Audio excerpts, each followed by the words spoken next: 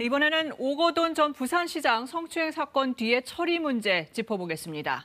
1년 반이 지났고 그동안 피해자는 2차 피해를 호소하면서 민주당에 조치해달라고 거듭 요구해왔는데 민주당 젠더폭력 신고상담센터가 이제야 첫 조치를 내놨습니다. 2차 가해를 이유로 김두관 의원과 변성환 전 부산시장 권한대행에 대한 징계를 당 윤리심판원에 요구하기로 했습니다.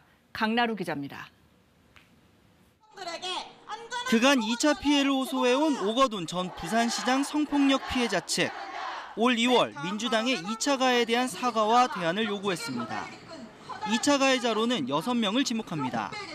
김두관 의원과 변성환 전 부산시장 권한대행, 사건 뒤 피해자에게 전화를 건 전 부산시 정무직 공무원 신모 씨 등입니다.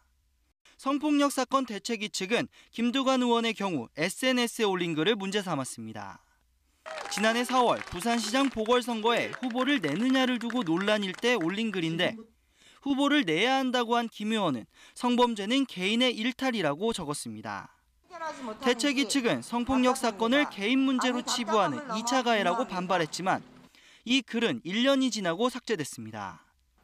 변성환 전 시장 대행은 피해자 신변 보호에 적극적이지 않았다고 대책위는 지적했습니다. 이 문제 제기에 민주당 젠더폭력 신고상담센터가 첫 조치를 내놓은 사실이 확인됐습니다. 현재 당원이 아니라 징계가 불가한 3명을 제외하고 김두관 의원, 변 전 시장 대행 행동을 2차 가해로 판단했습니다. 심의위원들은 김 의원 발언이 공당의 책임을 회피하고 권력형 사건에 대해 본질을 가린 것이라고 판단했습니다. 그리고 당 윤리심판원에 두 사람에 대한 징계를 청원했습니다.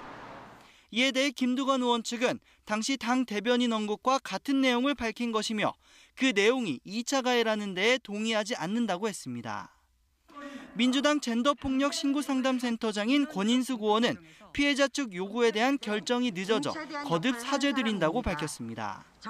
KBS 뉴스 강나루입니다.